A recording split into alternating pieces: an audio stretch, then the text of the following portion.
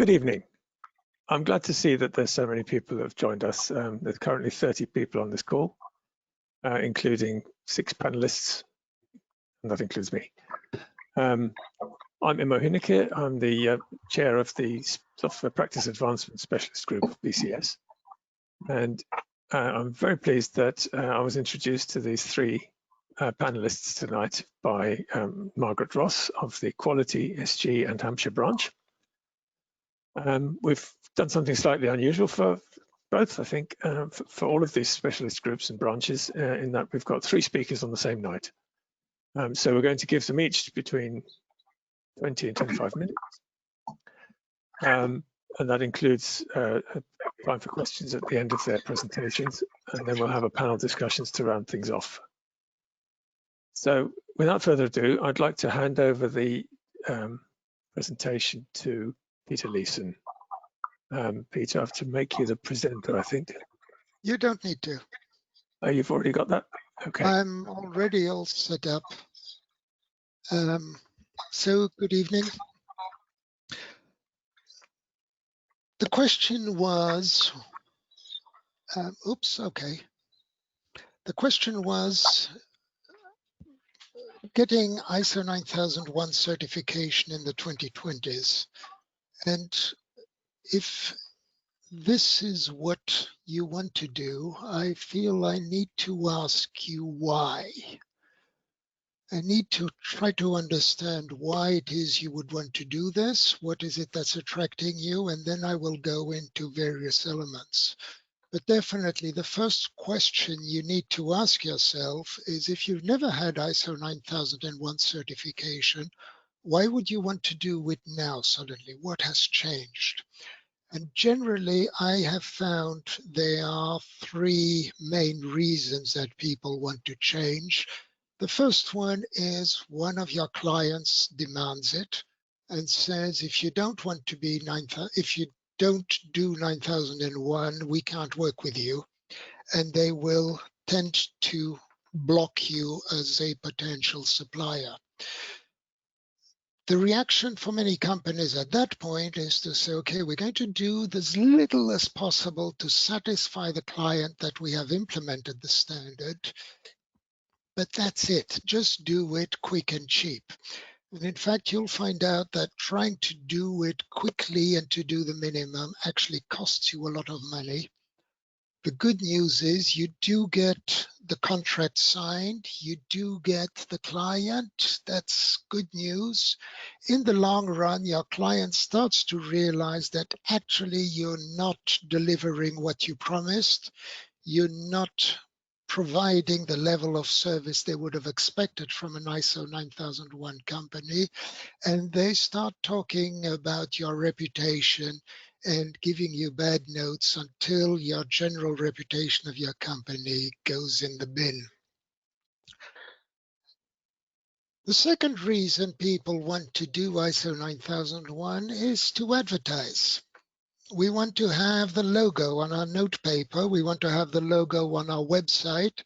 We want to be able to show that we have it, but we don't really want to make the effort. And I'm sorry to say, I've seen companies like this. We'll create fictional documents, we'll train people to answer questions, we'll post-date evidence, we'll rehearse the audit, and even reward people who give the good answers and punish those who speak reality. It's horrible to say, I have seen it. And the results are probably more severe than you expect. Not only will your customers find out about this, but you'll probably end up getting into quite a bit of trouble. The third reason to do ISO 9001 is that you believe it can help you improve the quality of your products and services. You want to do the right thing. You're not interested in having a rubber stamp. You actually want to have the results. You want to see what comes out of it. That's the right approach as far as I'm concerned. That's the one that I want to talk about. Once you've got that in place, you've decided why it is you want to do this. we need to start looking into various aspects of the standard, what it actually means. I'll start with some foundational things. If you really want to improve quality, or if you want to improve process, if you want to improve culture, you cannot do this if you have not defined them. If you don't know what quality means, and most people don't bother defining it, you cannot improve it. Quality is something which is more frequently seen by its absence than by its presence. It's something people complain about. It's not something people design, plan, or measure. Quality for me is a mindset. It's part of your culture. It's a culture that understands and promotes quality at every step of your development and delivery activities. I define culture as the way people will act when management is not watching them. So what do they actually do when you're not watching or measuring them? Changing culture, adapting culture is an enormous challenge. Culture is an ecosystem where everything is related to everything else. Quality is established by the relationships and the interactions between people and products, between people and ideas and concepts. And if you want to change the culture, if you want to make sure you've got a culture focused on quality, it depends first and foremost on leadership. Now, because culture is such a complex thing, you cannot change it the way you want to. However, you can influence the things that are influencing the culture. And the way to approach this, of course, is good old-fashioned PDCA. I've combined on this graphic a number of different descriptions of PDCA or variations on them. The most important part is the middle bit. Grasp the situation before you start, then determine what you want to try to achieve, how you're going to do it. Something that gets forgotten too often is engage in education and training. That is so critical, it is so important, and yet it gets forgotten. Education and training. Education means that people understand why they are supposed to be doing it, while training focuses more on the what and the how aspects. If you don't have the education, the training will probably not be very useful. The second thing you need to understand, originally ISO 9001 was very much focused on process. I used to be a process auditor. Process is not an objective. Process is not a solution. Process is just a tool to help you achieve the objective. So I was a process auditor working with CMMI. I decided this wasn't actually helping anyone. I moved to consultancy and trying to explain why process was needed until I realized actually it's just a tool for something else, and started focusing more on the quality aspects and the culture related to it. Quality is an annoying thing because quality is not something in your product or service. Quality is a relationship between a subject and an object. Quality is a relationship your client has with your product or service, and that is something that is going to change day by day. So your client will have a different idea of quality next week than today, depending on what goes wrong. Basically, quality is whatever your client says it is today. So if you want to build a quality product or deliver a quality service, the first thing you need to do is understand your client's point of view. Most of our products are based on our own point of view. So we're above the product. We see the potential. We see what could happen. We think this is a good thing. Meanwhile, your client is underneath there in the fog, struggling day to day, doesn't understand your vision, and has a completely different view of your product. Why are they complaining? Because you don't understand what they are actually doing. The next thing that I want to talk about is the ISO proper. So ISO 2015 compared to 2008, it's an extension. There's some changes that have been made. If you have applied ISO correctly, if you've applied ISO in the spirit in which it was designed, in a spirit of continuous improvement and quality, should not be a big problem. If ISO has been used as a checklist to try to do things because ISO says you should, you're going to be in trouble. ISO 2015 compared to 2008 is first of all related to standardization. I know other speakers will be talking about this more intelligently than I do, but Annex L or Annex SL standard, it's the standard for ISO standards. It makes the structure easy. It makes the standardization of the structure. It simplifies the language. This means that if you have got an implementation of ISO 9001, and next to that you want to do an ISO 17001 or 15504 or whatever else, it's the same language, it's the same structure. You can understand the relationship, you don't need to invent things. In ISO 2018, context has been added, which is something necessary. You need to clearly determine and document the external and internal context that you are looking at. That means you need to have a good understanding of the needs and the expectations of your interested parties. Another thing that has been extended is the structure and the expectations from processes. You can't just get away with any old thing and call it a process. They are documented, they have got roles, responsibilities, controls, and more.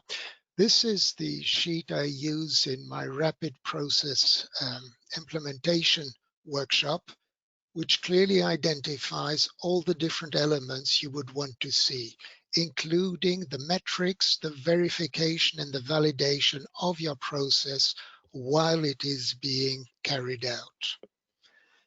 And then there has been additional attention put on suppliers. So if you are outsourcing or purchasing processes, products, or service, you need to monitor them and control them with the same rigor as your own work. And this is where I see that there's a spelling mistake. My apologies for that.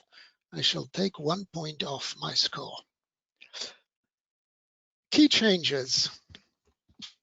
There's room for changes. There are different things that have happened. I want to go over some of the key changes. You note my little joke here, room for changes, and I've put in a picture of changing rooms. The key changes in 2018 that make it a little bit more difficult and a little bit more useful, because I must say that I had my complaints about ISO 9001 in the past. There are three things without which you cannot succeed. The first one is leadership. And I mean leadership, not management. Managers are people you have to obey. Leaders are people you want to follow. The leadership is required, expected from top management. That is to say, the highest person in the organization whose role is to coordinate, direct, and control the organization. That person needs to demonstrate leadership. In other words, must inspire people to want to follow. The first thing we want to see is a focus on quality. In other words, a commitment to customer satisfaction.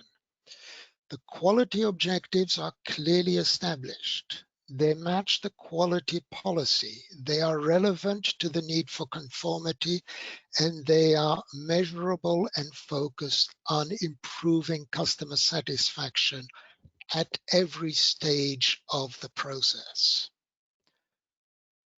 The second thing we need to see are policies.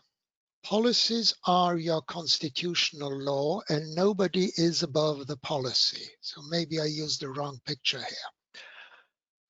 Policies are at senior management level. Senior management is accountable, responsible, and follows the policies. And the policies are clearly documented, communicated, understood, applied, and available.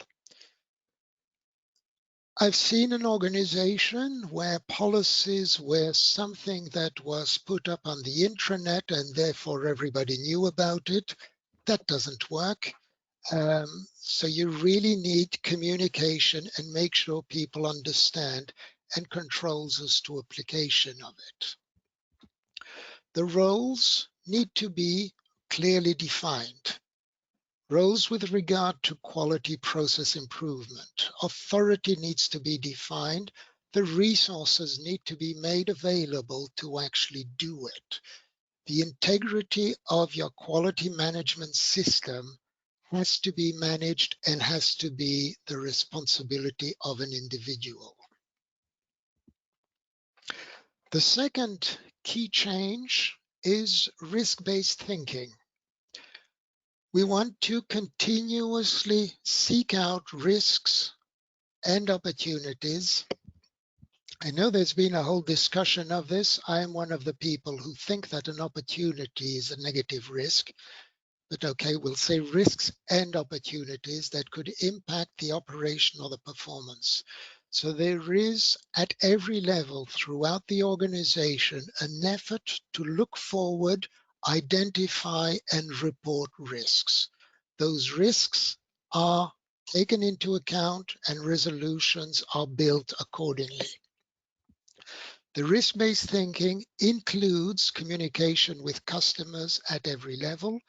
So you want customers to understand the risks. You don't want to hide them. You want to work with them to resolve them. Continual improvement is expected. Just want to point out the difference between continual, which is over a long period of time, versus continuous, which means continuously without interruption, which is what Kaizen refers to. ISO expects continual improvement. So that means actively looking for opportunities to improve. Whatever process you deploy is wrong. It's missing out things. It includes redundancies. It includes failings. You need to work on this. You need to identify them. You need to thank the people who bring it up and do something about it. QMS, your quality management system, is under change management, is under change control, so that it is clearly understood what I need to do, what I need to implement as a new change, or do I continue with the version I'm currently using? Risks and opportunities are critical to continual improvement. So we are going to collect risks and opportunities continuously, measure and monitor the risks and opportunities to process, products, services, customer satisfaction, and evaluate the trends. Can you show me that you are improving? Can you demonstrate it? Have you got the data to prove your own success? You need to continuously analyze and evaluate the data you are collecting. This comes at top management level. Top management is aware of the progress, is aware of the issues, understands the effectiveness of the QMS, understands how well plans are being implemented, the external stakeholders that might be affected, and top management is regularly reviewing internal audit results so that they can stay up to date and act upon those results. So that's basically what we are looking at. In conclusion, there are three things. If you cannot demonstrate true leadership, and I'm not saying management, I'm saying leadership from management. If you are not focused on continuously looking for risks and opportunity, identifying them and measuring them, if you do not have an organization-wide culture focused on continual improvement, you will fail. It's that simple. You need to get to the point where you are confident that people are doing the right thing. You can trust them to do it. Even though you still need to conduct internal audits, you know that they are doing the right thing. You know that you can trust them and have complete confidence in your customer satisfaction level. A culture focused on quality and on continuous improvements means consistent, coherent leadership, continuous focus, attention given to any opportunity to improve at any level, measured, demonstrated, and trusted processes, communication, staff that trusts management and management that trusts staff, a positive and innovative culture. This is a slide from one of my other presentations where I am talking about Vitruvian quality and how once you have the mission statement for your organization, all these other aspects must be visibly, knowingly, and demonstrably aligned to your mission statement.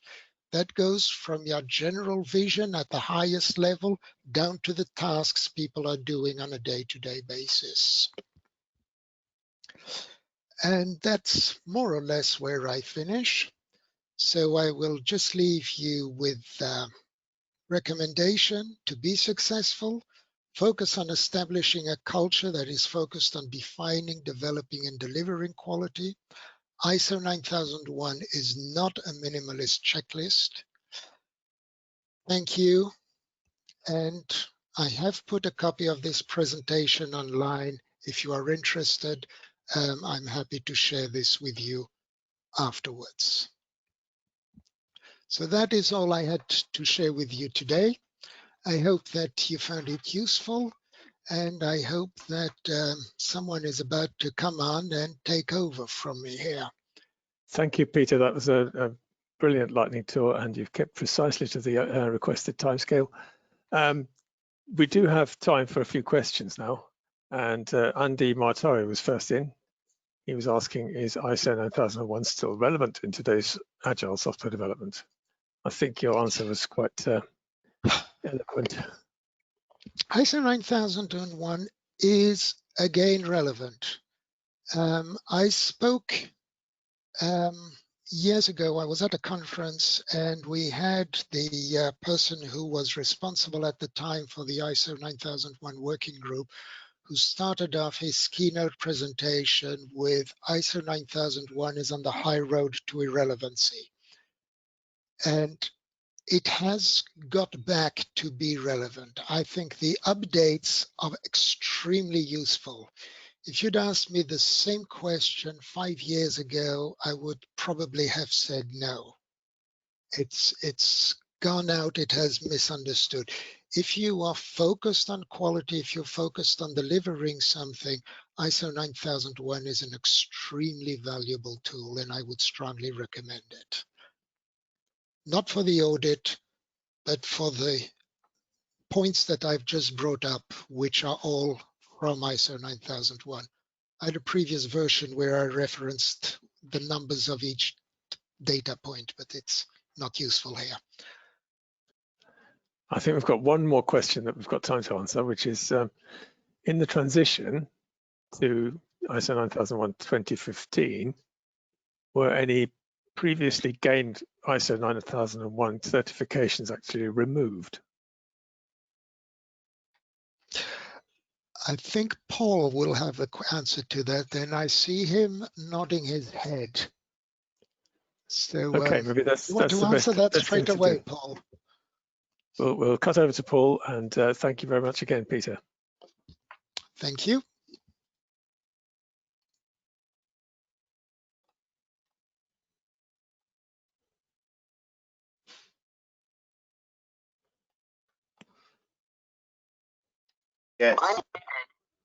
Firstly, a quick thank you to BCS for inviting me to present this evening. It's a great honour, and hopefully I won't be boring you to tears with a long presentation. So I have a total of 3 slides. So hopefully that will be acceptable to you. I've also been asked to sort of hide my webcam, mainly because I have a time delay between the video and the audio. But as I sort of quipped before we went on air, I often think that's because I have the perfect face for radio. And because you can't see my face in the webcam, I'm showing you a picture of myself on the screen in front of you. Yeah, I'd like to pick up on that first question about the number of certifications to ISO 9001. As many of you are already well aware, ISO publishes an annual survey of users of all its management system standards, and ISO 9001 is still by far and away the biggest number of certifications out there to ISO standards. There is evidence that the number of certifications is reducing, but people shouldn't be too swayed by the headline numbers. So as I will be alluding to sort of later on in the presentation, it's not the number of people that go for certification that's important to us as the standard writers, but there are a number of reasons why people may have fewer certificates but actually are using ISO 9001 in a wider scope and application.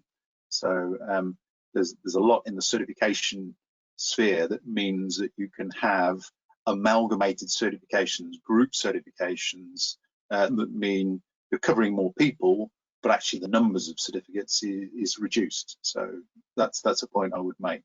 But again, just as a quick intro, hopefully you've had a chance to have a quick look at my biography before coming into this session, but I've been working with ISO TC 176 for 13 years now, and I started off with in one of the subcommittees looking at people involvement standards, and I've now honoured to have the chair of TC 176 Subcommittee 2, which is the committee that develops ISO 9001, ISO 9004, and a number of other supporting standards. So we're right at the heart of making sure that the standard hopefully meets the user's needs.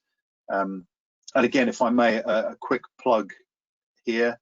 Just recently on a range of social media, there are links to a new user survey for ISO 9001. So we're encouraging people who use 9001 on a daily basis to give us their feedback as to where they think the standard works and where they think it could be improved. And again, if anyone is interested, please get in touch through Margaret or Carol or Emo, and I'll be happy to send some links through to where the site is, or the survey site is being managed. So yeah, first of all, when I was invited to make the presentation about passing the ISO 9001 audit in the 2020s, I thought, what am I going to have to talk about? Because to my mind, passing the 9001 audit in the 2020s is pretty much the same as passing it in the 1980s when ISO 9001 was first launched. But I do have a couple of points which I'll bring in a little bit later on, which I'll be interested in your feedback on. So yeah, the principle to satisfying ISO 9001 requirements and to passing your audit is to have an effective quality management system, and which was what Peter Leeson, my previous speaker, was describing earlier. And I liken this a little bit to the driving test. So when you're thinking about getting your license and driving a car independently, the last thing your examiner or your your trainer will tell you is to think about the exam, think about the test at the end of it. They will tell you to get familiar with the workings of the vehicle, get familiar with the way you can control the vehicle, develop your skills, develop your knowledge to the point where you can pass the test comfortably. So it's developing the skills, developing the ability to a point where actually getting through the test at the end is a no-brainer. The examiner will not have a way of finding fault with you to fail the test. And that's the principle I always take into ISO 9001 audits. However, there is some disquiet out there about the ISO 9001 third-party certification system, which again I'll run through with you shortly. And part of my role is as chair of TC176 Subcommittee 2 is to try and make sure that the standard is able to differentiate between, as Peter so eloquently put it in his presentation, the organizations that get quality, that really understand the requirements of a quality management system, and those that are just ticking a box to get a certificate on the wall. And I'll spend some time towards the end of my short piece talking about some of the warning signs that you can see when you're looking at the way organizations approach ISO 9001 and quality management. So let me just move down then to the main slide, I suppose, in my presentation, and the message that I really want to pass across. This is all about your quality management system. It's not about the audit. You know, if you have an effective quality management system, as I mentioned before, the audit is a no-brainer. And the model that I use, and there are many others out there, it's just something that I developed over a number of years, is what I call the 4 Ps. So apologies to Philip Kotler, who's the marketing guru who invented the 4 Ps of marketing. So I've stolen with pride, shall we say, the 4 Ps for quality management. And I've described it in these 4 sort of simple principles. Customer satisfaction is our purpose. So there's a famous quote by Peter Drucker that says the purpose of the organization is to find and keep a customer. And that is what 9001 is aimed at. So from a perspective of what we are trying to do, it's all about identifying those customers, what their requirements are, and how we can satisfy them. And again, Peter previously spoke about the context of the organization. From a quality management perspective, the context is largely driven by customers and their requirements. There are supporting requirements, so legislative requirements, product safety requirements, commercial requirements out in the marketplace, but by and large, we're looking at customers. And the second point, and this is where I start to diverge a little bit from what Peter was describing in his earlier presentation, is the importance of process.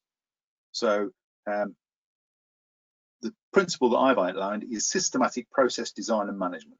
So as an organization, we look at those customer requirements and we look to see how is it that we're going to provide those products and services, that software development, the software support perhaps, that will satisfy those requirements, and how we're going to do that effectively and efficiently. And this is where, again, as a first commentary on the third-party certification model, we're starting to see some cracks. So organizations, after 15 years of the process approach, still do not get this. So you will look at an organization and they have processes littering their quality management system, but they do not get that end-to-end approach to satisfying customer requirements. And to my mind, that is the key to quality management. Again, there are plenty of other gurus who have spoken about this in the past. Deming in particular, Duran, Crosby, were saying it's all about understanding that end-to-end process to satisfy customer requirements. And then the third point so the principles described as the right people, right place. And as with any other discipline, so health, safety, finance, IT, you need people who are competent. And more than that, you need people who are able to carry out their roles and who are engaged in improving the systems that they're working in, who are putting forward their ideas. So the right people, right place. And then the final point is, at the end of this, the outputs have to be suitable. And how do we establish that those outputs are suitable? Right, well, we need to have some performance measures. And those performance measures should be our heartbeat, the vital signs that say we are on track to satisfying our purpose, which is customer satisfaction. Our processes are operating effectively. Our people are engaged and are supporting our processes. And if we have those performance measurements in place, we get that feedback that we need that shows that the systems are working for us. And as you can see on the right-hand side of the slide, that 4P model maps across to the plan, do, check, act cycle, or the plan, do, study, act cycle, whichever one you use, in a slightly different order. So it's more act, plan, do, check, but you know the same principles are there.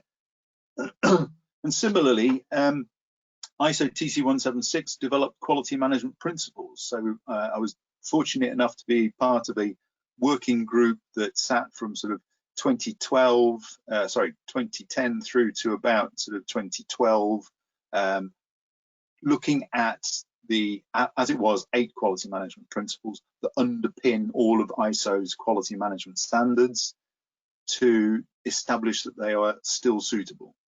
And the 4P model actually came out of some of that work. Similarly, if you are a CQI member, these map across to the CQI's competency framework. I'm sure they will satisfy the BCS membership requirements for members to be chartered members of the IT Institute. Could you just explain what is CQI? CQI is the Chartered Quality Institute. So the CQI is the UK and is an international body providing membership services much in the same way that BCS does, but specifically aimed at quality professionals. Thank you so much. We're coming to the same point, but from a slightly different direction. So that's my sort of principal slide in terms of what your quality management system should do in terms of supporting the work of the organisation. And as I say, I'm happy to come back to that and happy to share that with people outside of the presentation. Okay, now I did also mention that it's not all plain sailing, and there are some warning signs. So the bullets, as I say, I'm not going to read to you. You can see them on the screen, but we are at a place now where we cannot distinguish between organisations who work well with the quality management system and those who pay lip service. If you look at social media these days, you will often see posts from people saying, we have passed our ISO 9001 2015 transition audit with no observations, no non-conformities. Really? So you have a perfect system? Similarly, if you go to audit a supplier, or you look to bring on board a partner organization as a joint venture, if you see their system described, the top level, and it looks like a standard, for me, there are warning signs. Peter mentioned Annex SL.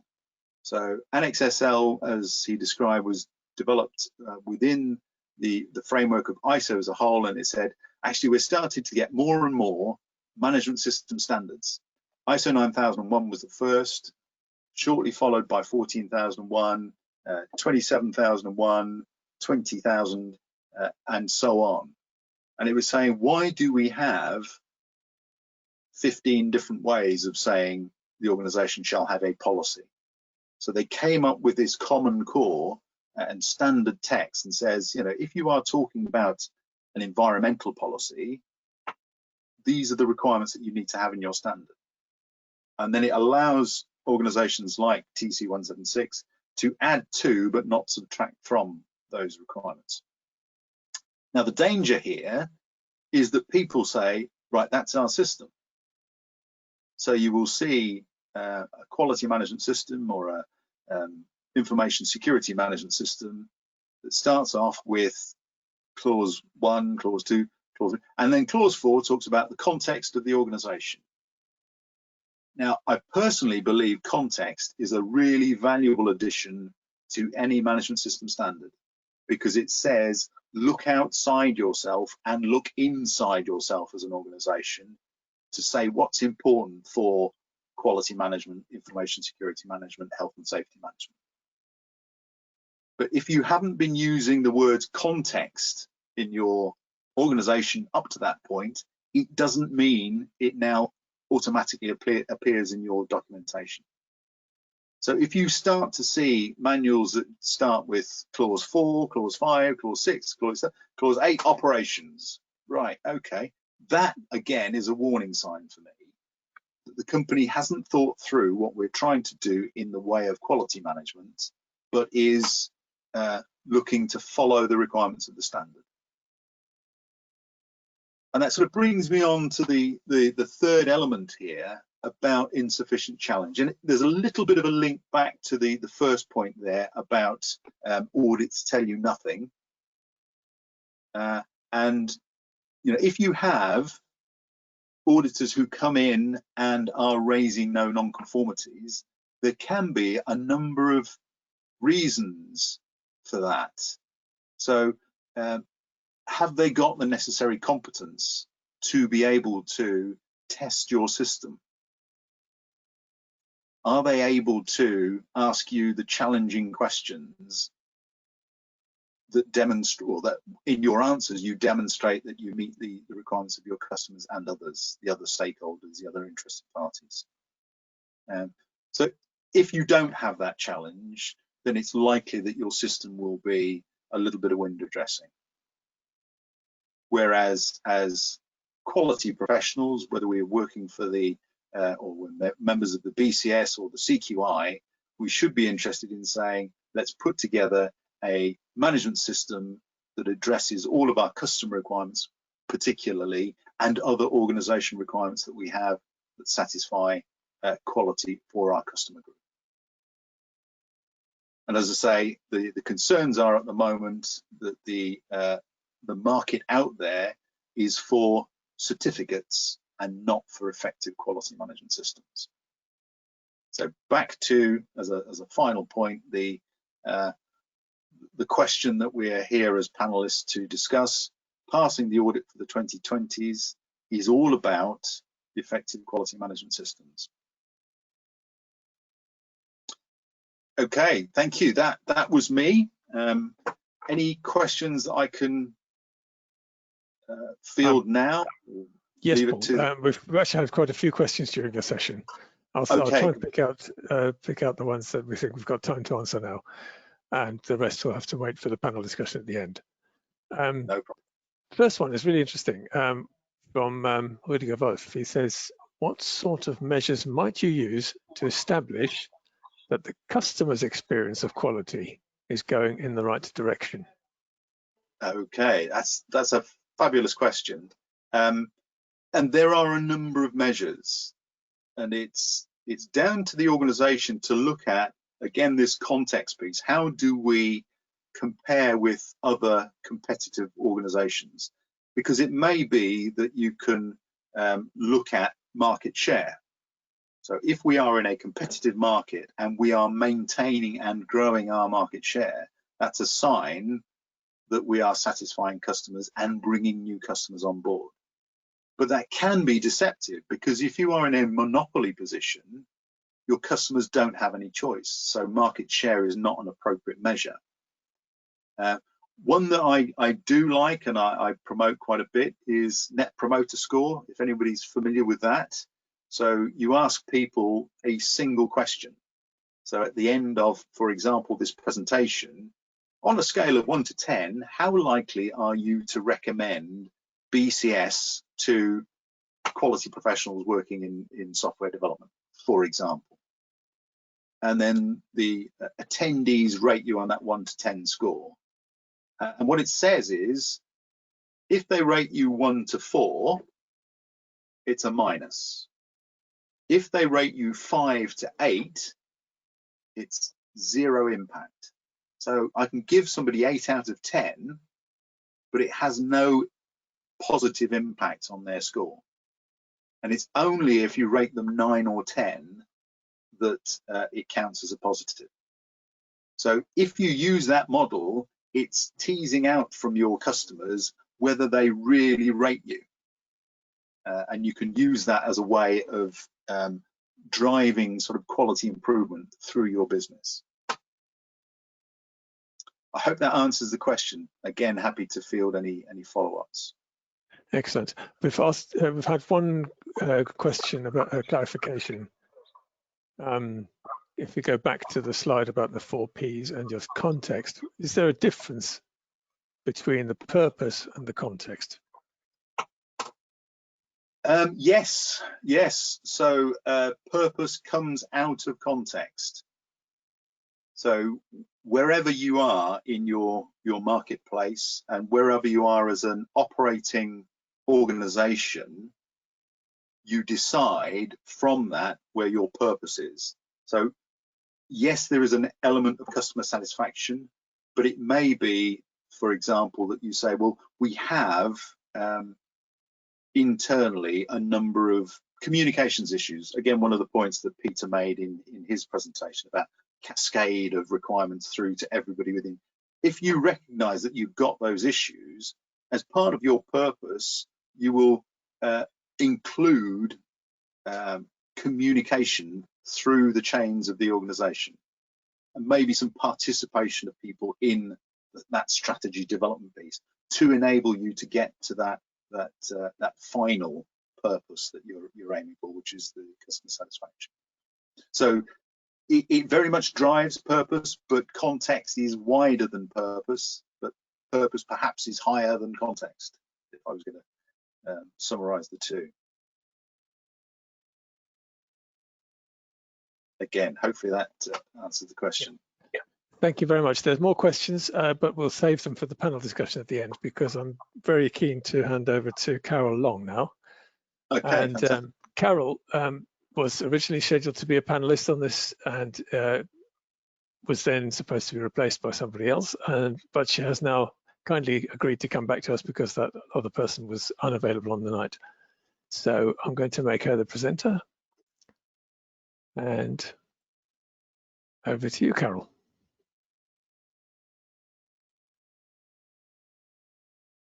I have got everything working. You can now see me, and I should be able to start with slideshow.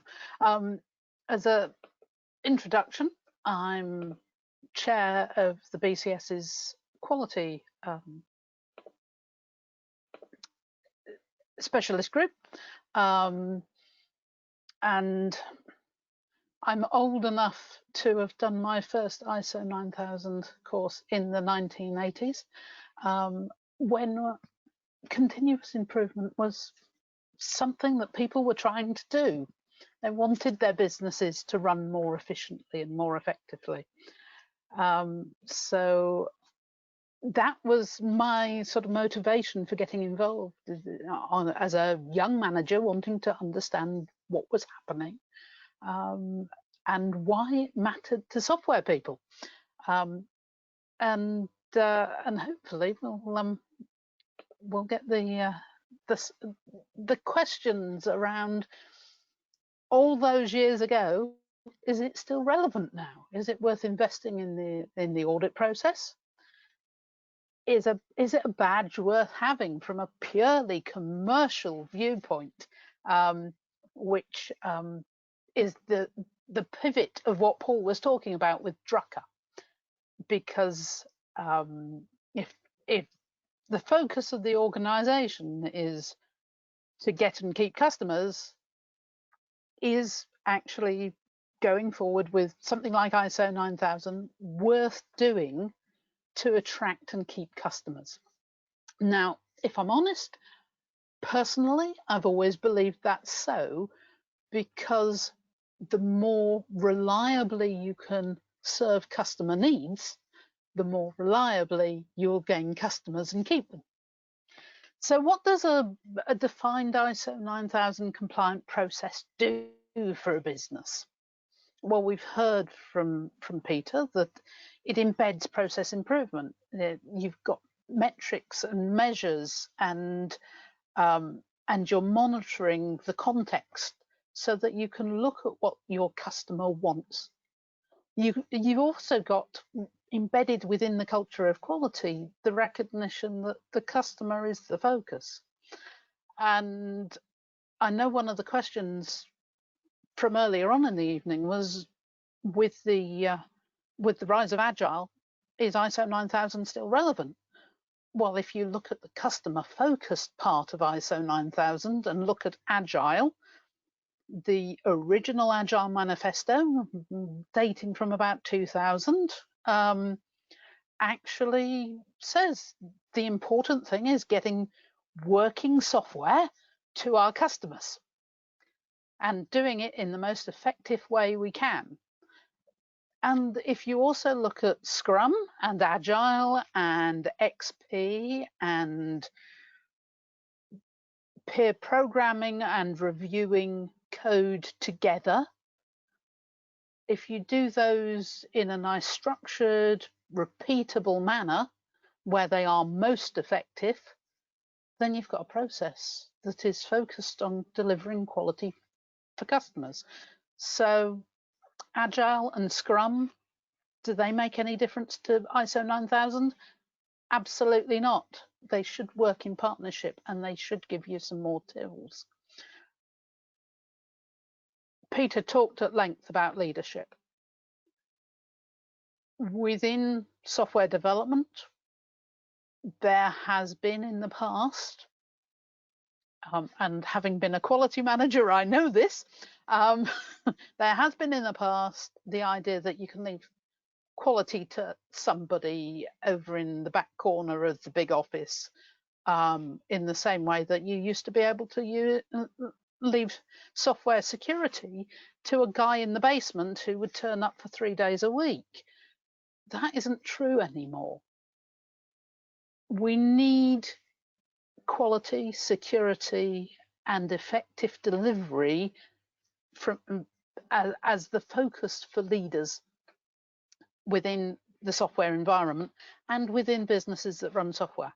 And the best software houses recognize that and have invested in quality and have invested in not just testing their software, but processes that help skilled, engaged members of their development teams, whether that's your business analyst or your embedded system coder and software engineer, to be engaged and to be supported by ways of working that are defined, understood, and that they're well trained in. Because the process approach is really there to guide trained people. It's not a checklist for an apprentice. It's an aide-memoire for a master. And if we look at all the efficiencies around software development and who is the most productive software developer, it's that person just on the edge of mastery, just striving to do new stuff all the time. They don't need to worry about which form to use. It should be obvious. They don't need to worry about what's the process to hand this problem on to somebody to do some additional work. They don't need to know how to find the account manager for their customer, because it should be a well-defined relationship. These sorts of processes need to be in place. And those relationships within an organisation. In defining your process, you're defining the roles and responsibilities clearly, so that turf wars that can happen in some software teams, that I'm sure many of the people who used to do the coding jobs I used to do, who are sat on this call, recognise about where the handover is between an early requirement and a signed off requirement to be written up, and where the dividing line between looking after the customer and looking after the product is. Those things can cause real tension in software organizations, and it's very wonderful when they're well defined, well understood, and you can work together as a team, because that's far more productive. And if you have good compliant processes, all of those little things get thought about. But as Peter says, you need to make sure that you worked on the leadership side of it to get that. And then, of course, there's the social proof. And the social proof is the certificate. And frankly, that's probably a tiny little piece of running this process within your business, because it's a small event within the business if you're really focused on business improvement and you're really focused on the customer need and the customer requirements. The idea that you have an external auditor to wander in, look at one or two key pieces of work and say, actually, yes, that's a sensible process. But have you looked at? Because that actually, although auditors aren't supposed to be consultants, those questions of challenge are the things that help managers and leaders and people who are owners of particular processes think about ways of improving what they do that aren't obvious from the trends, that aren't things that are coming up as part of doing business with customers. They're things that come in the door with an auditor's expertise and knowledge.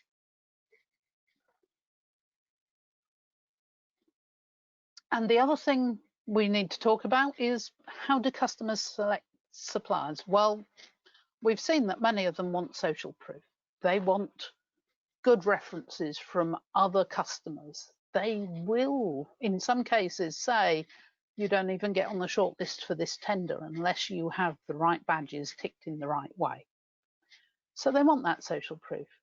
But more than anything, what they really want is effective processes, reliable products, predictable services. They want the staff working around them to make them feel loved, cared for, and valued as customers. So enabled and engaged staff are more likely to keep customers, and giving those staff the tools by training them and giving them processes they can work with can actually make people look and behave impressively to your customers. And that's worth doing. They also want effective leadership. We've spoken about that 3 or 4 times now. I'm not going to repeat ourselves. They want a reliable and stable organisation. Now, financial accounts can tell you so much. Retained customers and predictability of behaviour from an organisation is more likely to speak to a customer about whether you're a stable organisation. For them to risk, let's be honest, when you're putting software into a customer organisation, chances are they're building their business on it. So they're more likely to risk their business if you can show that you have the processes to manage their needs and look after them when things don't go according to plan, because you're going to be there and reliable and stable, and you've got the processes to deal with the bad moments. And that builds customer loyalty. So from a business point of view, to be able to say, look, this customer had this problem, we were there, we've got the processes to do it, we just implemented those processes, go and talk to that customer. That's going to win you business. and that's worth doing, because as a software developer, you're either developing product or you're working within an organization and you desperately need your suppliers with the software you're trying to integrate to work well together. And stable, mature organizations tend to do that a little bit better than those who are muddling through based on whatever the current problem is at the moment. The other thing that customers do when they're selecting suppliers is looking at predictable pricing and value for money. And if we look at the financial reasons for business improvement, why do you want continual improvement? Well, you want to reduce the waste. You don't want to spend money on fixing things. You'd rather have good product. That if we go back to Sam Kraner's economy of software development, we all know that it's much cheaper, much more effective to find the problem with the software earlier in the software development cycle, whether that's agile iterations and find it in an earlier iteration, or whether that's a waterfall approach where you find it in requirements rather than in testing.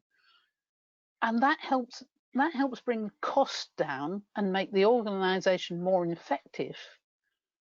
And therefore, the opportunity for better pricing for the customer and value for money in that, you've got more margin to look at.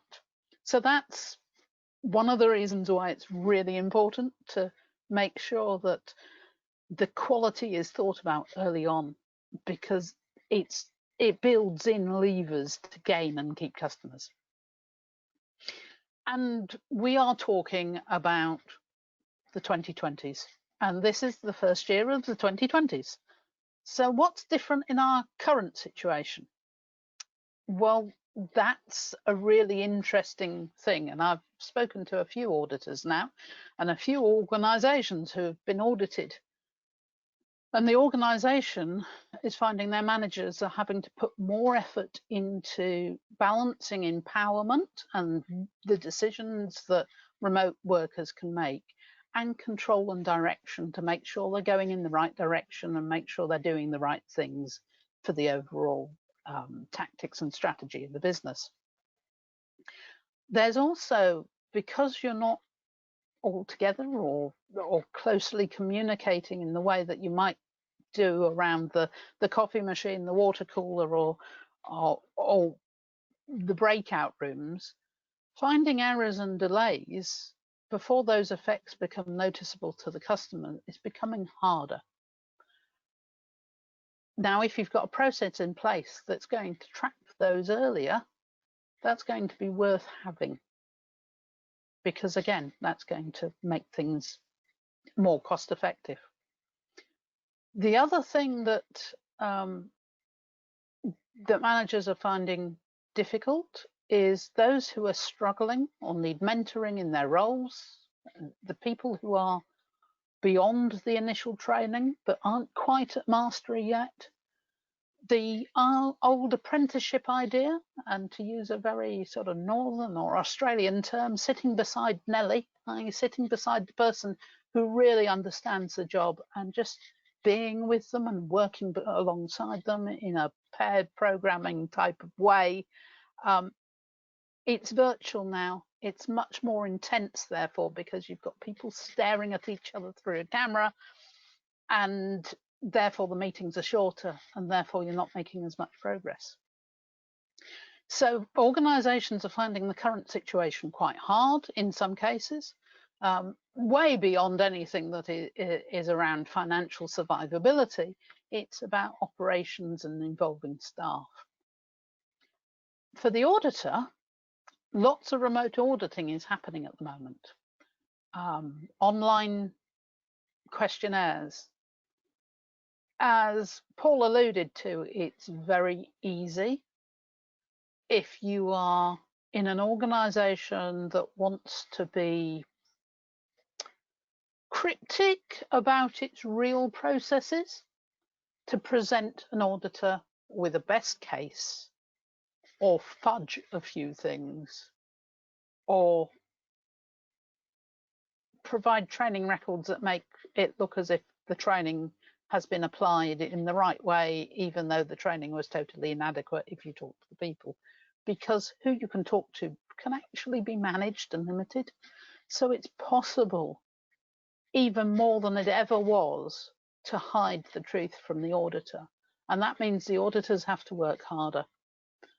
And having done that job as internal auditor and sitting beside an external auditor at times as an advisor, those are quite hard to do if you've got an organisation that is determined to just get the badge for the badge's sake, because they will dissemble, and that actually could get them into all sorts of trouble about misrepresentation, but you have to prove it and you have to be prepared to follow it through.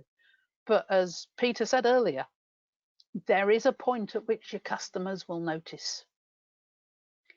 And not only will they then talk in bad terms about the organisation who has put up a good face for the auditor, they will talk about the auditor, and they will talk about expecting the customer to find the worst case before issuing certificates. And if you're shown the best case, it's really quite hard to follow through those little hints you get when you're stood in the office and things don't quite seem to be working over in the other team the way they're working here, so you can't see the thing to challenge. So there's that area, and hopefully that's given you an idea of what I'm thinking is different at the moment.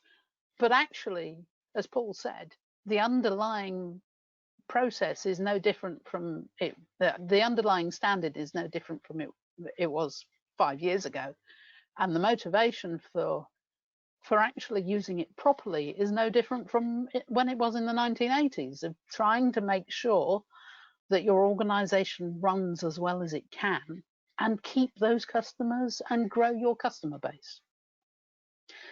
And that's me saying thank you. And now, are you ready to pick up now? Many thanks, Carol.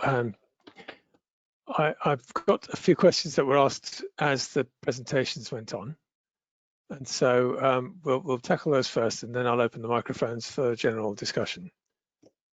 So the first question sounds a little facetious, but it's actually, there's a serious thought behind it. How many people do you know that would actually pick up a police or advanced driving manual after passing their test, or even before? And I think this is driving at the thing that you have to try and change the culture, isn't it? Yes, I think it's most definitely driving at the thing. The reality is that a lot of organizations will muddle along,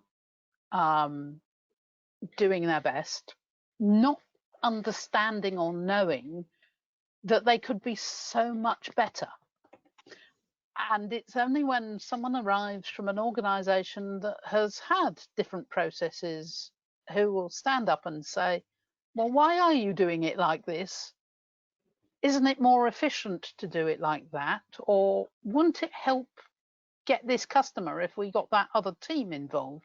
And they start to see process as worth doing.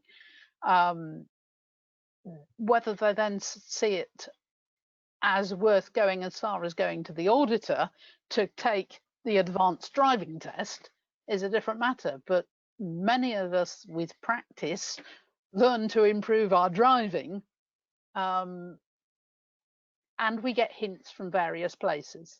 And yes, if you don't continue to improve your driving becomes sloppy, and the risk of accidents goes up, and the risk of being pulled over for doing things you shouldn't be doing goes up. So checks and balances tend to help with that.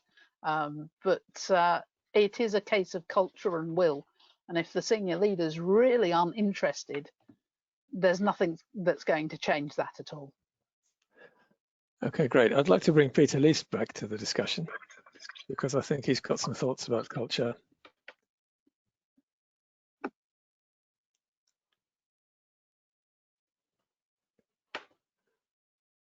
Peter, are you still there? We can't hear you.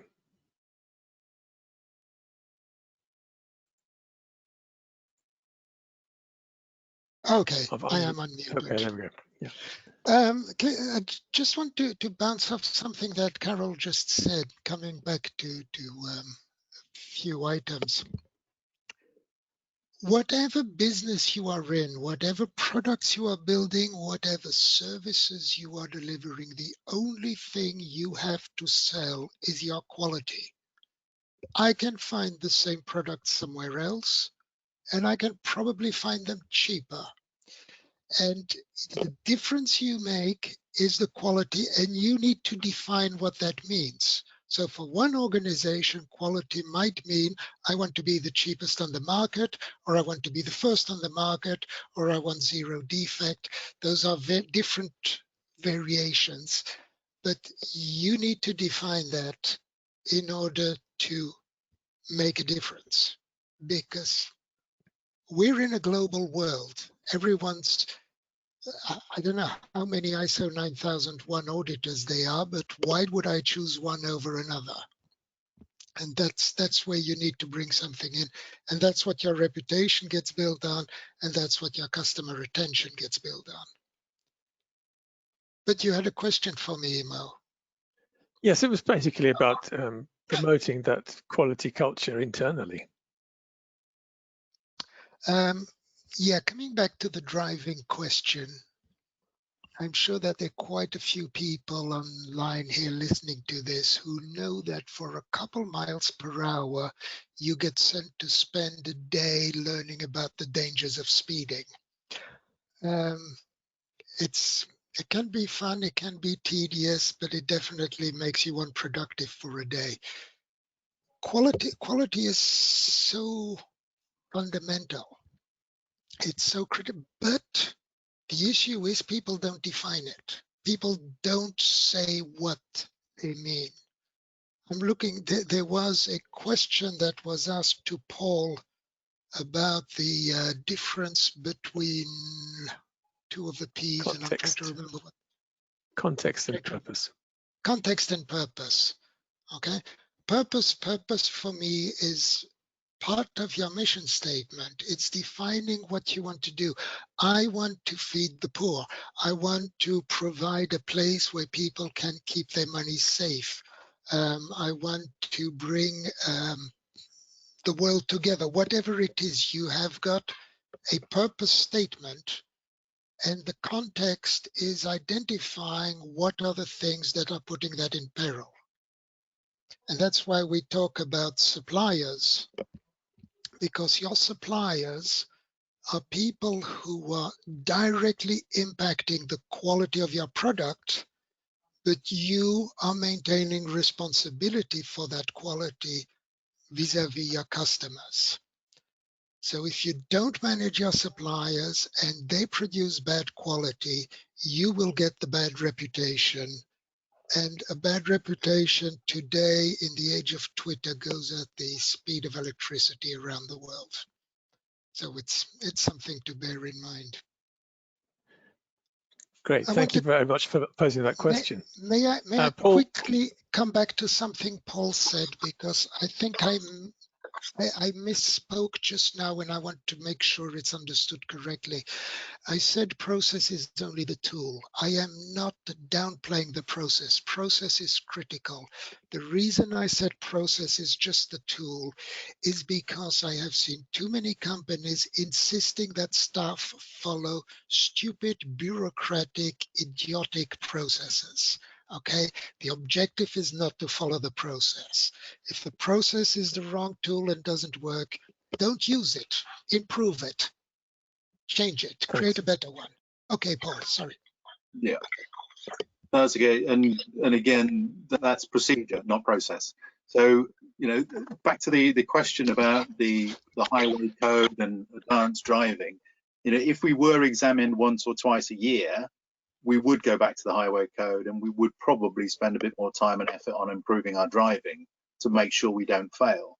But nevertheless, there are organisations out there who don't need an examination to focus on improving themselves, and those are the quality organisations, as far as I'm concerned. They see the benefit for their organisation and their future survival by trying to keep ahead of that curve and trying to improve their processes just so that they're satisfying customers. So, you know, there's a lot that we can do with the standard. For example, I mentioned in the introduction that TC 176 Subcommittee 2 publishes ISO 9004, and it is one of our sources of great grief that most people aren't aware of it, or certainly don't use the standard, because that tells them, or it gives them guidance as to what a quality organization looks like. So, you know, you can have your 9001 certificate, but actually if you want to really improve, have a look at 9004 and follow the guidance that's in there. Again, it's generic, so you have to adapt it to your own organization, but there's a lot in there that you can do to take your organization forward. Mm-hmm. I hope that answers. Thank you. I'm keen to change the subject slightly, and we'll come back to this one in a minute if we have time. But Adil Fatal Rahman has asked, how is ISO 9000 relevant to quality management in educational institutions, when you know that there are already many QMSs that are directed at educational institutions? Who'd like to tackle that one? Okay, I'm happy to answer, but We'll Paul answer seems that one if I may. Yeah. Well, interestingly, there is a new ISO standard for quality management in an educational environment. So we've got effectively a sector scheme that picks up 9001 requirements and then adds to it a number of education-specific requirements. So they've looked to the generic requirements of 9001 and added in, you know, specifics. But to my point, the requirements of 9001 are equally applicable to a school as to a software development company or a nuclear waste processing company. You know, the principles of leadership, of customer focus, of managing your processes, competent people, they all apply. that might actually be considered in some cases as the weakness of ISO 9001, is that it is generic, which allows it to apply to everything. But then I'm in software and I want to know, what does this mean in software? And I need additional information. But as Paul said, read through the whole thing, not just the 9001. Read through the 9004 and so on. It's a full product. It's a full system. And if I can add to that,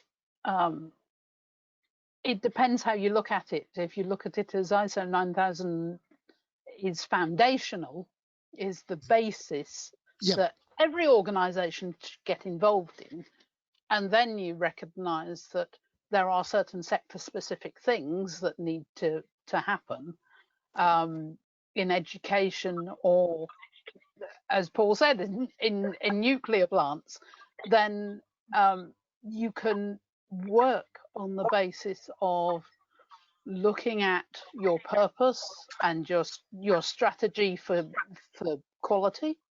In the education sector, a lot of that is defined about whether you are a regulated educational provider or a non-regulated educational provider. If you're regulated, your definition of quality has been written for you, because otherwise you can't conform with what your regulator wants. Whereas you have more flexibility elsewhere. And it's understanding that you can have both organizations, regulated and non-regulated, can have very similar processes.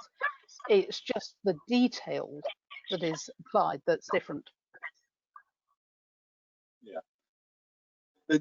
this is the beauty of the new context piece. So what that says is, as an organization, you need to look outside at your market and you need to look inside at your processes and decide what your quality management system looks like. So if you are in the education sector, one of your interested parties is going to be the regulator. So, you know, the Ofsteds of this world, you will have to take into account all of their requirements as you design your system. Similarly, you've got interested parties in the form of students, the parents of students, the board of governors. All of those requirements you need to take into account and then design your quality management system to satisfy, in balance, all of those interested parties, those stakeholders. And it's the same for, you know, well, actually a classic case was automotive industry. Like Carol, I did my first lead auditor training course back in the 80s, and I was a third-party auditor going around auditing companies to ISO 9001, and if they were in the automotive sector, I knew that their customers had a specific set of requirements. So I would audit against those requirements because they're called up in the contract.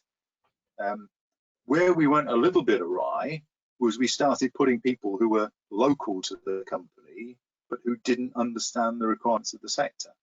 So, you know, in much of ways, I've seen a couple of questions on the chat about, you know, ticket and CMMI.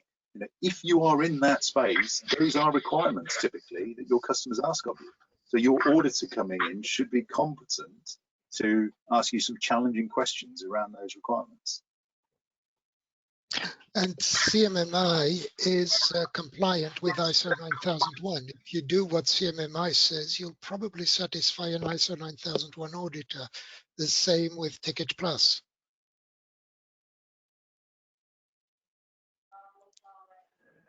Great. I'd just like to come back to another question which was asked kind of ahead of the tonight's session, and that's really what's the future going to hold for ISO 9000? Are there further versions coming out, and if so, how soon can we see drafts of them?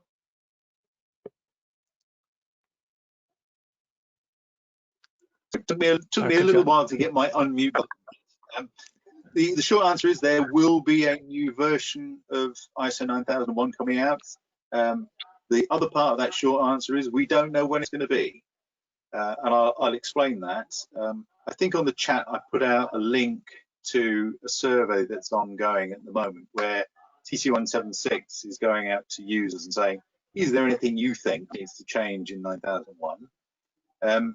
Similarly, there is an ISO process called the systematic review, which ISO triggers every 5 years. So 2015, 2020, and it goes out to the national standards bodies, the 95 standards bodies who approve ISO 9001, and says, how happy are you with the current version?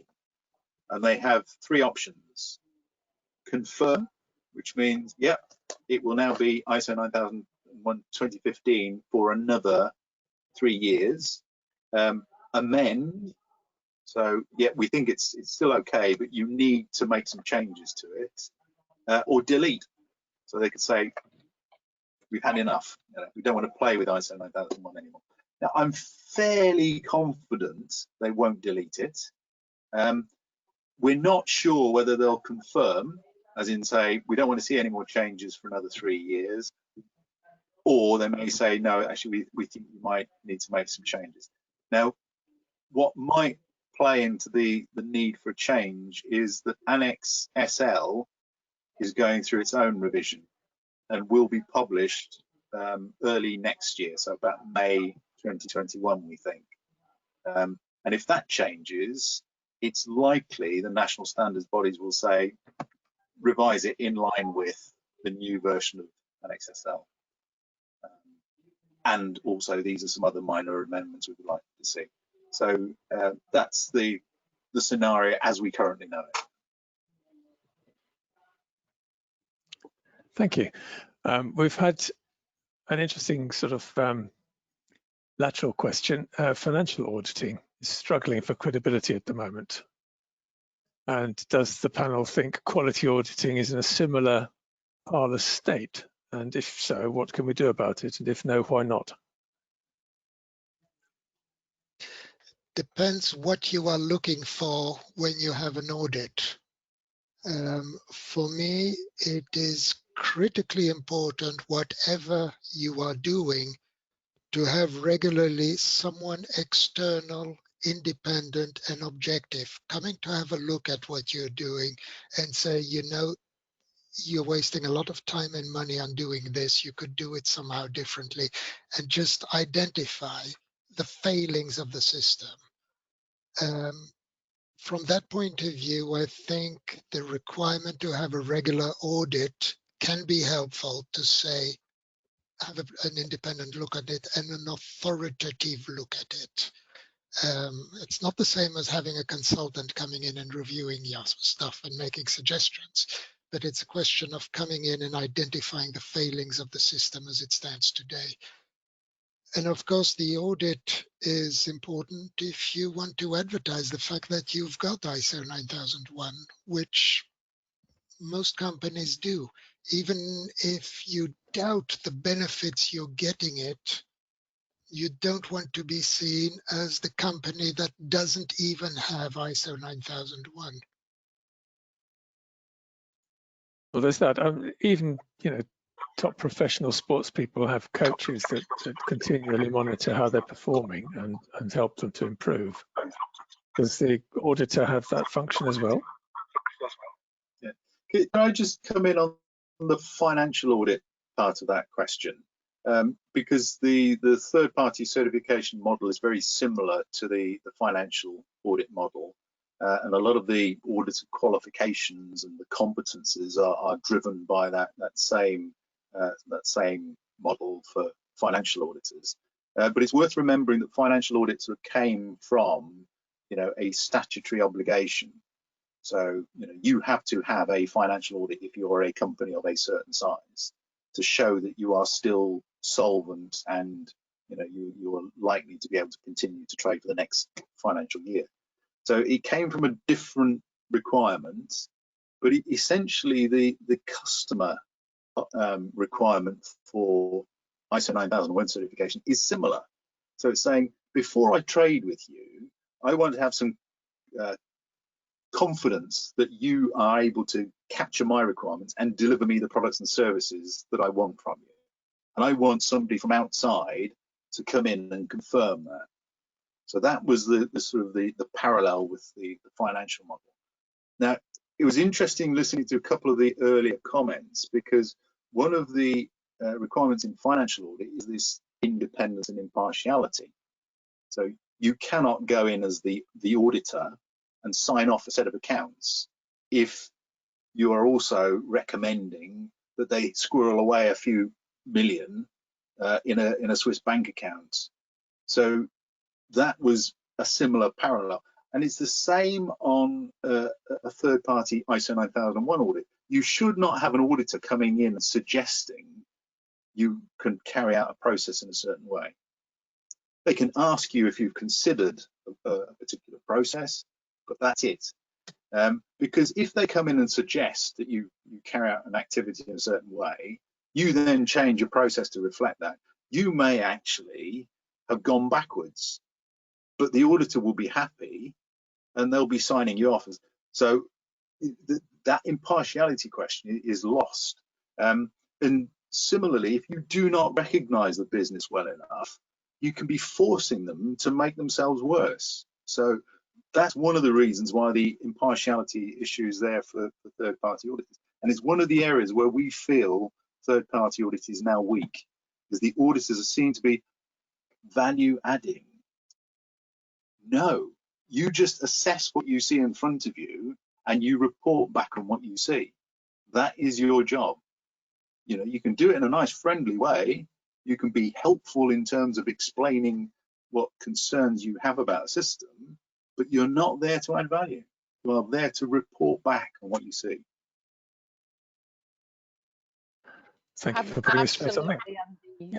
The need for that independence is vital, because although you, as an auditor, you bring in lots of experience, this thing around context, and Peter has mentioned it 2 or 3 times now, you have a context, but you also have a strategy to meet a market. And when you look at those two things in tandem, your definition of quality as lowest price will lead you towards a very different process to your definition of quality that says excellence in what we provide our customers. And those two things are not something for the auditor to do or to decide upon, but it's something that the auditor might turn around and say, if you're going for a low cost option, why are you doing that process that way? In another industry, the low cost approach would have been something more like this. Please go and consider it, which is not adding value, but adding challenge. And the difference is quite subtle at times. Tell them what's wrong, don't tell them what's right. Okay, great, thank you. Now, I'm aware that we've come to the end of the scheduled program. So anybody who wants to stay on and engage with the panelists is welcome to do that, provided the panelists themselves are agreeable to stay on for a while. I'm going to unmute all the audience microphones, and please just unmute yourselves one at a time and ask a question.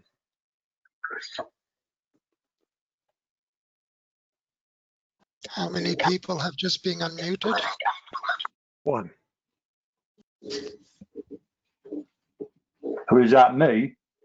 Yes, indeed, Stephen. How you doing? Yeah, I'm the man with the driving question. Okay. Okay.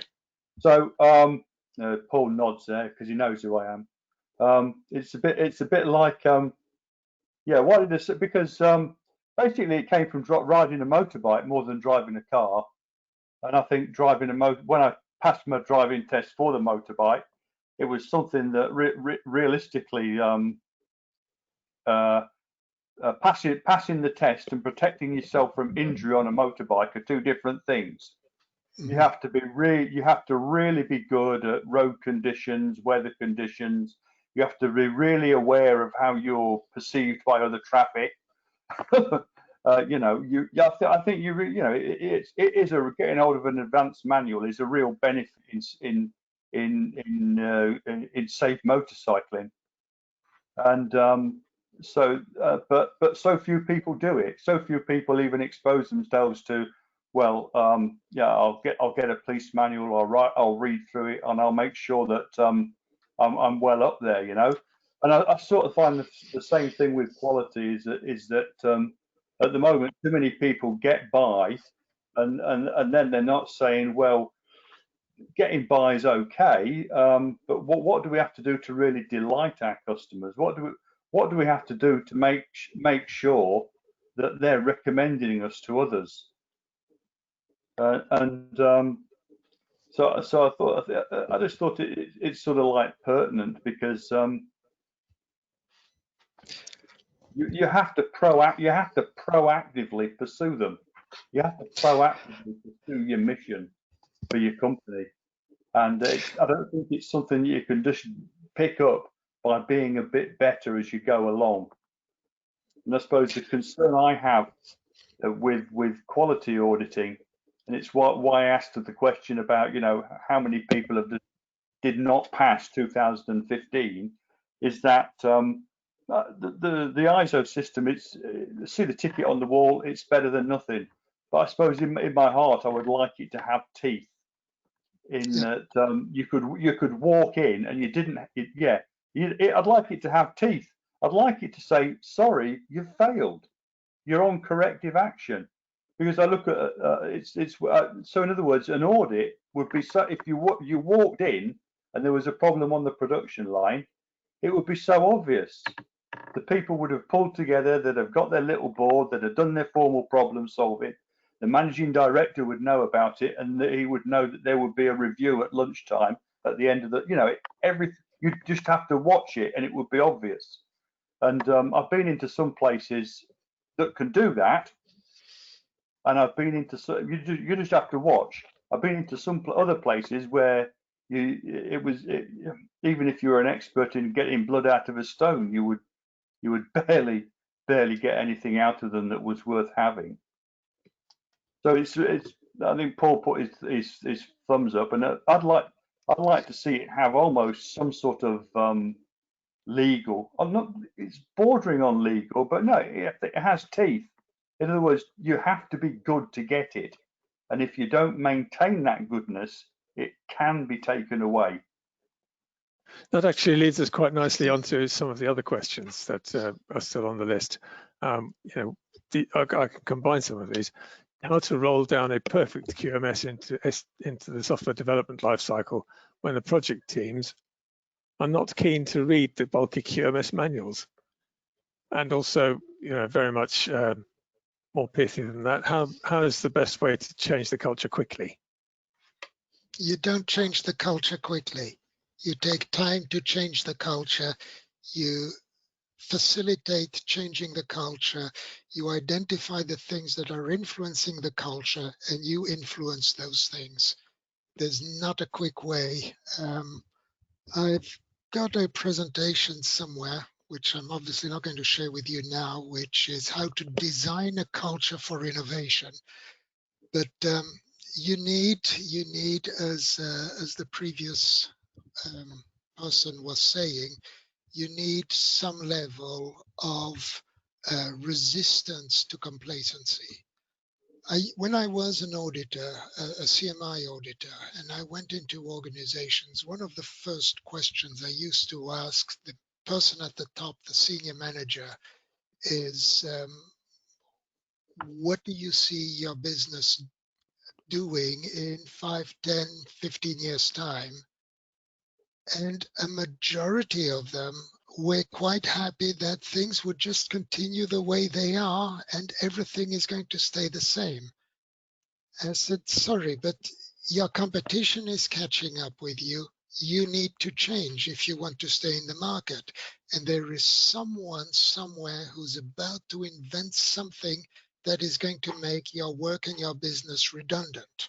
Don't know who, don't know what, but someone's busy coming up with a solution, AI, robotics, and so on, that is going to kill off your business. Are you ready for this? How do you justify your existence? The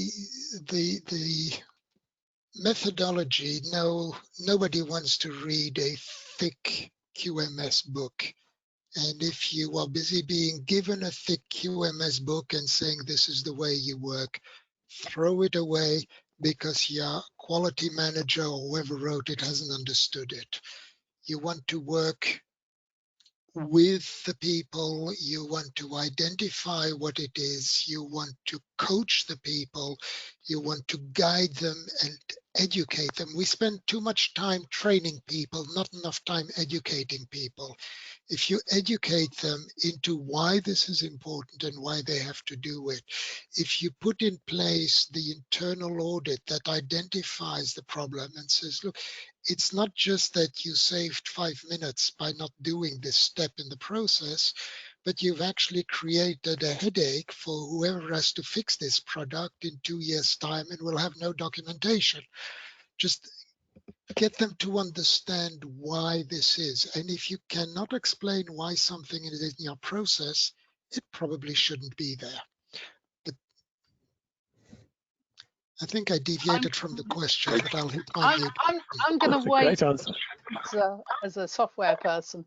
The reality is, if there is a QMS being rolled out and imposed on software people that has been written by a quality person, it's not going to work, because what happens in concept in software development is quite dry and logical, but what actually happens to solve a problem is quite creative.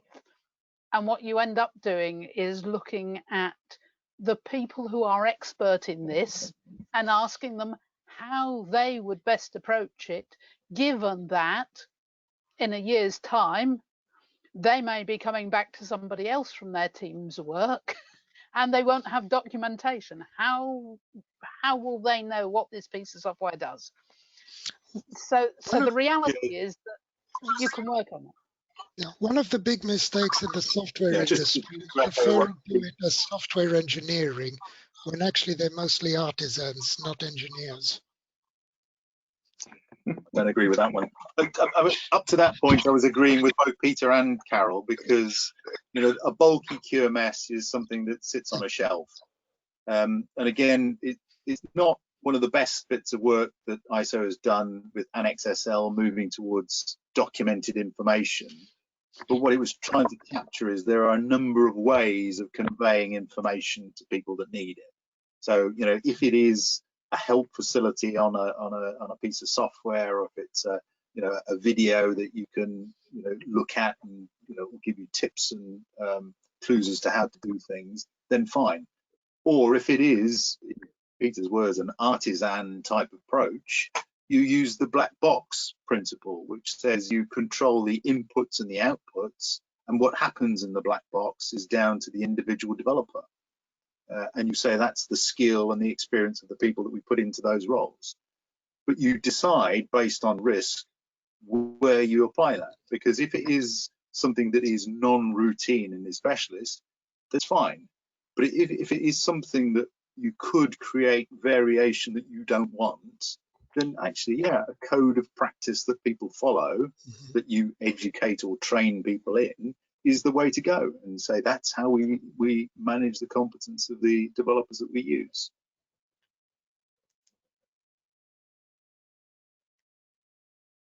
Great answer, thank you. Do you have further questions from the floor? No. Very good, thank you. Thank you very much, Stephen. Well, there's a couple more questions that were written. Pauline Burke writes, Peter said that a weakness of ISO 9001 is that it's too generic, but I don't agree. The process of designing your QMS to conform to ISO 9001 is a learning process for every organization, and the process forces you to identify the risks, the interested parties, and the processes involved, among other things. It is seen as a weakness. I don't think it is a weakness. It is a foundation. Yeah, I mean, I use something that's probably quite traditional, but the 10 commandments, each of them is a very simple statement, but actually complying with those commandments is a fairly complex issue. So thou shalt not steal. Well, actually, if my family is going to die, is that you have to design your way of working around satisfying the requirements, but it doesn't mean it's an easy. A simple statement is not an easy thing to implement.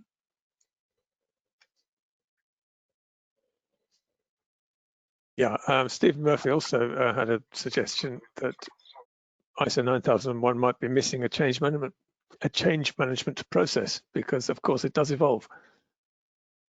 And he uses Cotter, something I've not heard of. Yeah, it's again, it is in there. So if you look at section 6 on planning, there's an additional clause that isn't in Annex SL for management of change. And basically all it says is, as a one-liner, before you mess with your system, make sure that you understand all the risks and opportunities associated with change. So it's very simple, and in plenty of organizations, that is a massive process. So to ensure that in nuclear industry or space or whatever it is, before you make any changes, we go through a whole change management process before we'll allow it. Whereas in other organizations, actually no, we can just move, but it has to be generic for those reasons. We did actually try and get that put into the new version of Annex SL, but there wasn't enough support for it. So it'll still be in 9001, but it won't be in Annex SL. And the interesting thing is Cotter is about changing culture. There is such a thing as configuration management, which is software and how you control change in software artifacts to make sure things are consistent. Yeah. So we could argue about which method needs to go in the standard. In reality, it depends what you're trying to do. So it's not something that makes sense to be in the standard. Yeah, again, one of the guidance documents that TC 176 Subcommittee 2 produces is about configuration management, because we see it as such a big topic, but it doesn't feature in 9001 per se. Great. I think we're more or less at the end of our possible time. A recording of this session is going to be posted on the SPA playlist on the BCS YouTube channel when I get it. It usually takes a few days to arrive. I'd like to thank our panelists and our audience very much for bearing with us until the end, and point out that Quality Group is planning to do another session on the ticket initiative and explain the relevance of that to both ISO 9000 and also to quality management systems in general. So I look forward to that, and I'll bid you all a very good night. Thank you. Thanks very much, everyone. Good night, all. Cheers. Thank you. Thank you. Thank you. Right.